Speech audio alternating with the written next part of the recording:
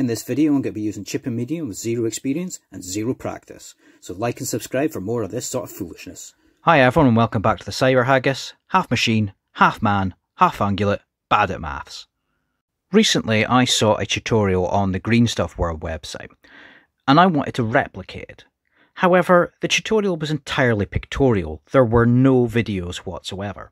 And I thought to myself, could the average wargamer actually follow this kind of pictorial tutorial and get the same results that Green Stuff World got out of it?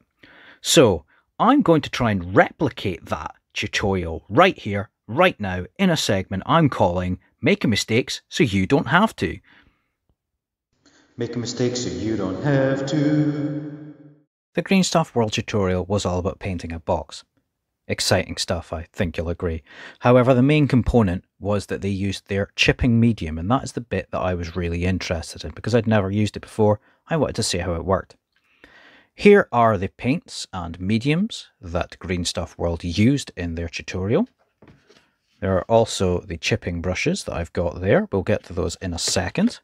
And here is my box, one of the greatest miniatures ever sculpted. There are a number of stages to this tutorial. First thing we're going to be doing, we're going to be priming with Rust matte primer. Then we're going to be painting the wood of the box. So I've got English Field Brown, Ochre Desert.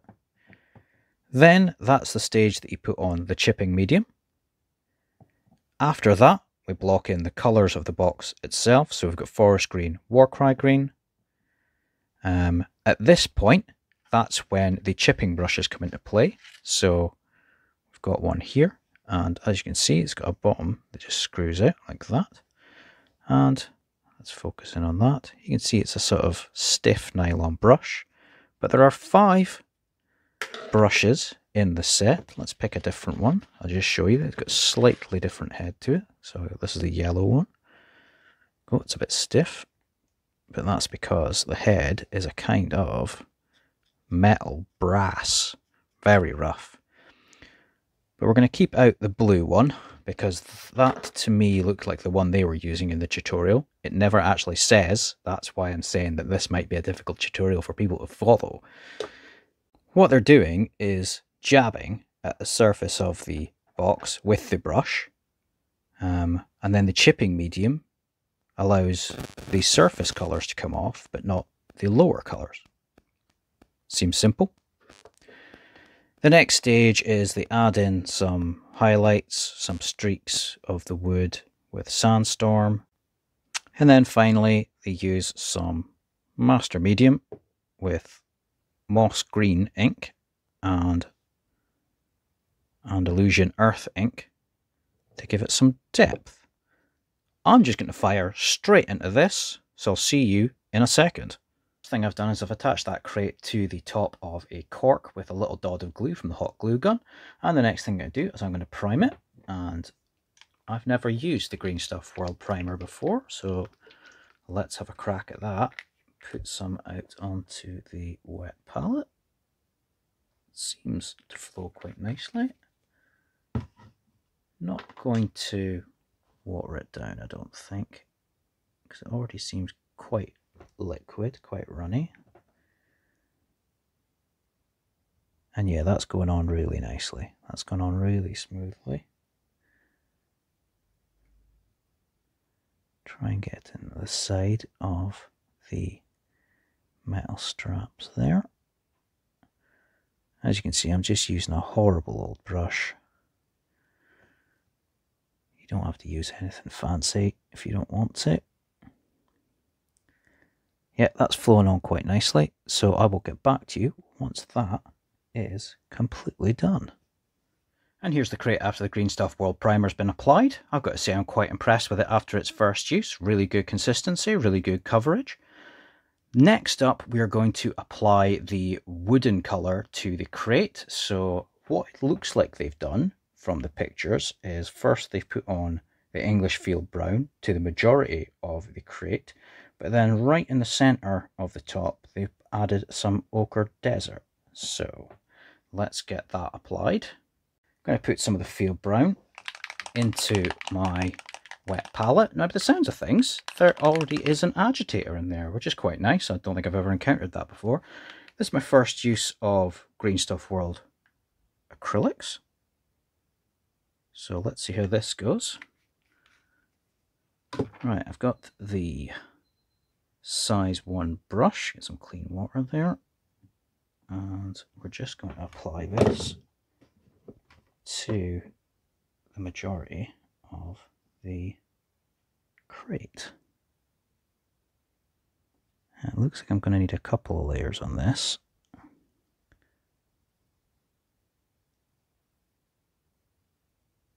So that the primer doesn't show through.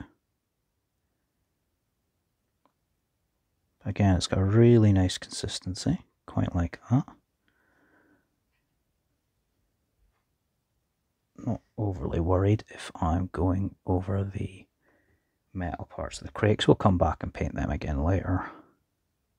This is roughly the area they seem to have left for the ochre desert, so I'm going to put some of that into my wet palette. Doesn't matter that I haven't put on the second layer of English Field Brown yet, because we're going to have to blend these two together anyway slightly. Well, it's a bit thicker than the other one. But again, it appears to have an agitator already inside it. That, yeah, might just need watered down just a little bit.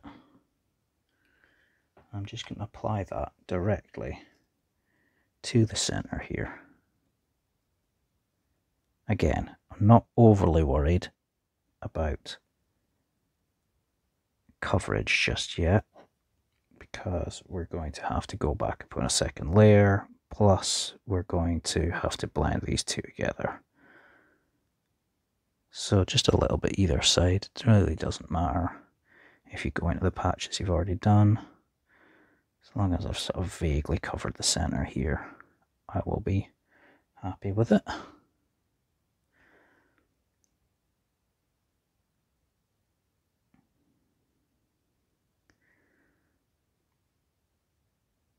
And that looks like I have covered all the primer that I left.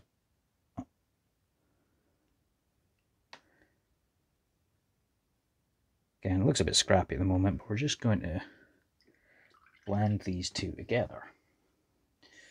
So I'm going to I need some more of the Field Brown on my wet palette.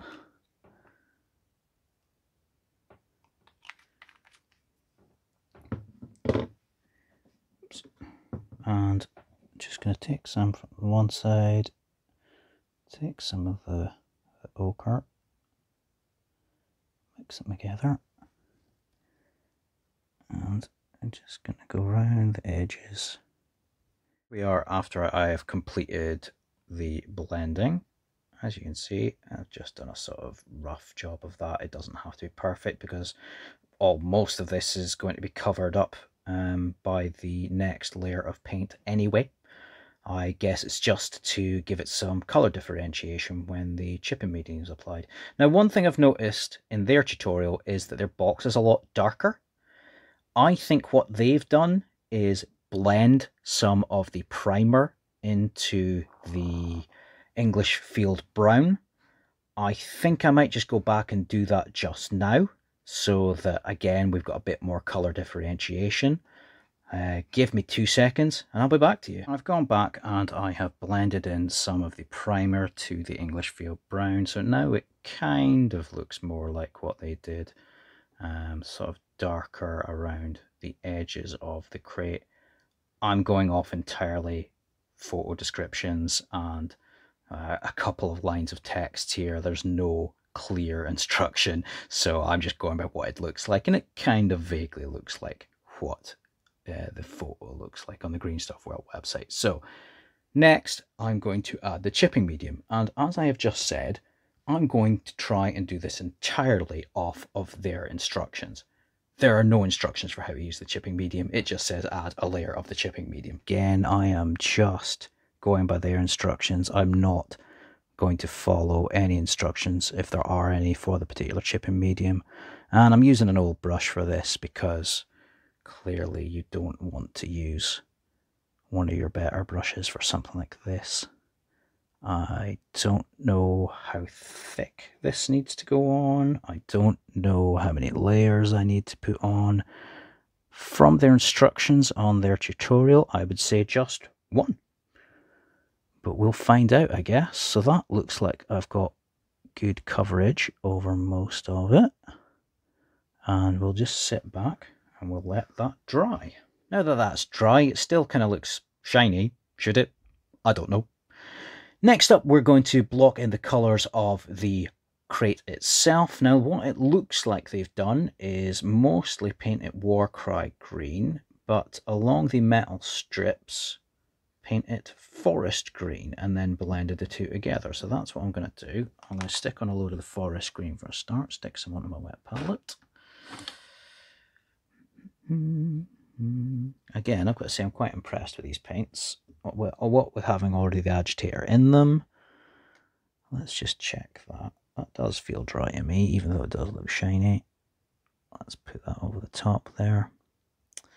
Now that looks a lot brighter than what is in their picture. So I'm wondering if they've blended a lot more of the forest green in than I initially anticipated. But let's just stick on a layer of this first and see what happens. See if we can just blend the two together and get something approximating what they've done.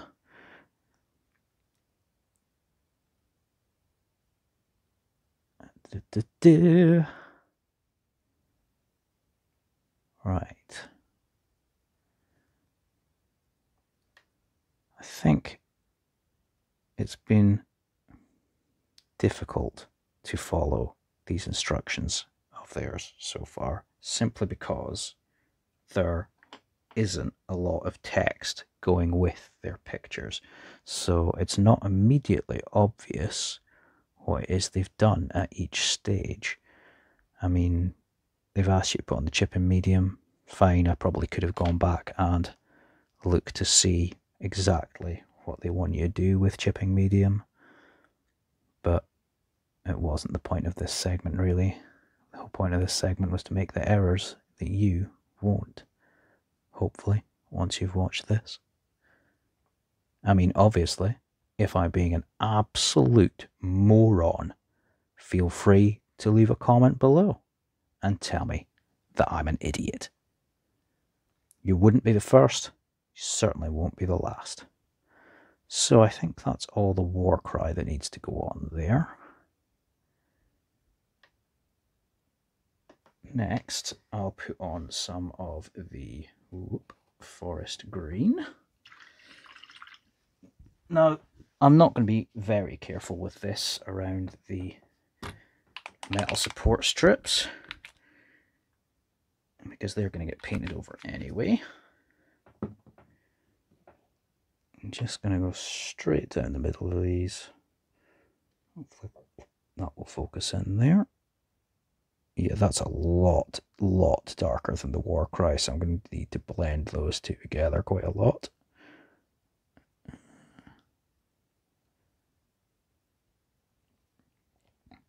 Okay, I will leave you there, and I will come back once I have put on the rest of this forest green and blended the two greens together. And we're at a kind of stage. It kind of looks like what they have in their picture on their instructions. I've painted it the forest green, sort of around the metal banding, and blended it out to the Warcry green towards the edges. It kind of looks like it should. But again, I'm going off a single picture and not a lot of written instruction. Now this is the bit I was looking forward to. I have got the chipping brush. It is the blue one they are using in their pictures. And I'm going to attack this, and hopefully it will chip in a similar manner to theirs. So let's have a look.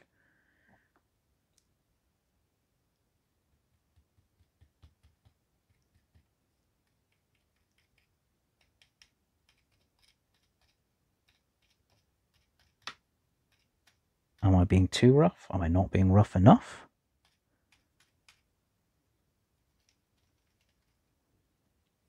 Oh, I'm getting some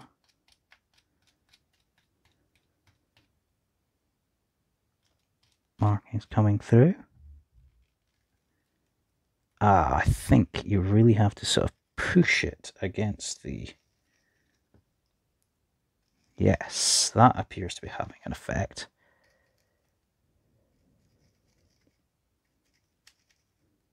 Some is coming through now. I'm not particularly happy with the way it's coming through, I've got to admit.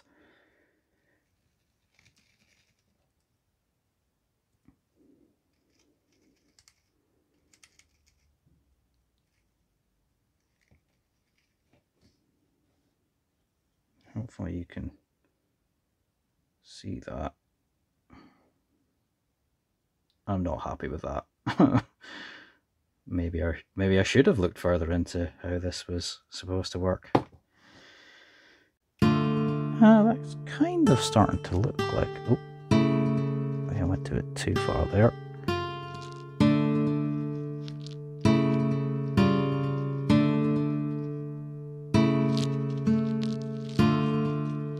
I mean, literally, the instructions say, remove some of the paint with the brush. That's it. That's all you get.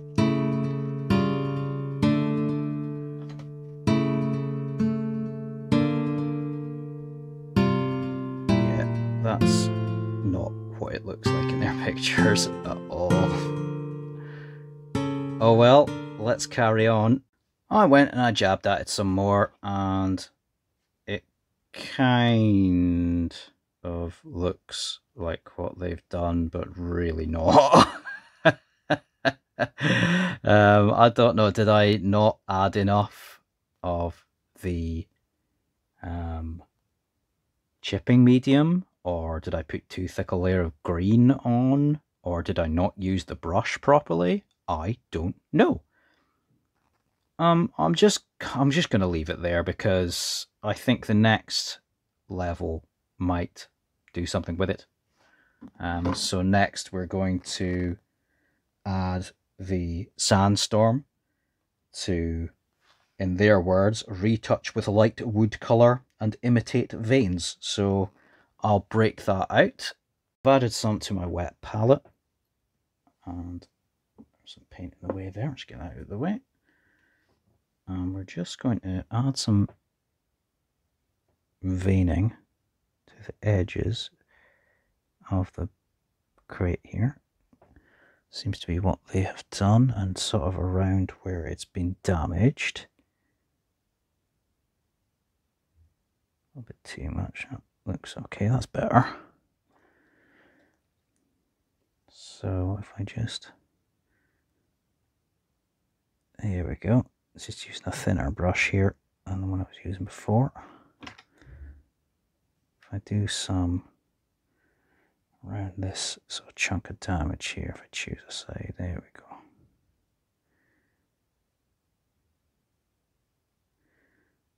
Right, this is going to take a little while because I want to go around the edges of some of this damaged portion here. So see if I can pick out some of the sort of chips and things. Maybe that'll improve matters. I shall return shortly. Next up, their instructions say, finally, we give shades and shadows with washing inks and a bit of master medium. Now, what is master medium? I don't know. I didn't do any research for this. That was the whole point. From their picture, it's hard to tell what they're doing again. Did they add this one first, then this one with some of the master medium? Did they use the master medium and mix them together? Did they add the master medium after they'd already put on the inks? I don't know. Do you? Tell me below. I think what I'm going to do is put on some of the moss green first, then maybe mix it together with the Andalusian earth with the master medium. Maybe I won't do that. Let's find out what happens when I try this.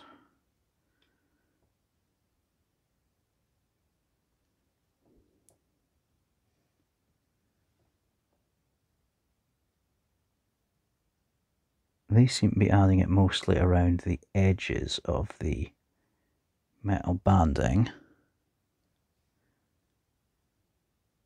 Here it is all dry. Doesn't look like it's dry, but I can guarantee you it is completely dry. Still looks all shiny. Now, does that look like the picture of Green Stuff World's tutorial? I can tell you right now that it does not.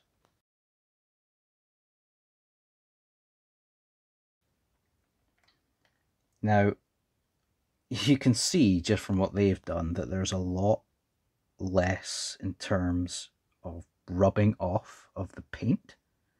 It's a lot more patchy. So was that a case that I didn't let the chipping medium dry enough, or I didn't put on thick enough layer? Could it be that I didn't, or could it be that I put on too thick a layer of paint, or too thin a layer of paint? Why is it still shiny? As I said before, if I'd gone in sight unseen to try and do this as a beginner or somebody who's just trying this out for the first time, as I am, I'd be pretty disappointed with that. I am disappointed with that. I'm going to paint up another crate now, but this time I'm going to do a lot more research around the chipping medium, around the master medium, around what it is exactly I should be doing, and then we'll compare the two side by side. Hopefully we'll see a difference. So I went away and I had a look at some tutorials on how to properly use the master medium, how to use the chipping medium, and I've got a couple of examples on how that worked out here. Here is the original. So as you can see, didn't chip very well, still looks quite glazed, not great. Second one, the one in the middle here, chipping has worked a bit better. The glaze isn't there anymore. Now what I did with this one, when I was reading about the chipping medium, apparently it needs to be wet to properly come off, to properly be utilized. Now, I didn't realize that. So I used a technique of completely washing it again with water and then going at it with the chipping brush. Kind of worked, kind of didn't. The glazes worked better because I used a mix of the master medium and the inks. Completely washed it with the Andalusian earth. Only washed the green parts with the moss green. I think that looks a lot better. This third one, the chipping, has worked a lot better. As you can see. Still not 100%, but getting there. Getting there. I think with practice I could get that down. With this one, what I did was I used the brush wet rather than wetting the entire surface. Didn't wash this one completely with the Andalusian earth or the moss green, but I think I'd probably do that again. I think with a combination of this one and this one, we'd probably be there. So hopefully you're going to learn from my mistakes, the errors that I've made on this. Good luck. If I was to be honest and somebody said to me, would you use one of the pictorial tutorials from Green Stuff World, I would say no. It was very difficult to follow. Hopefully this will avoid you making that same mistake.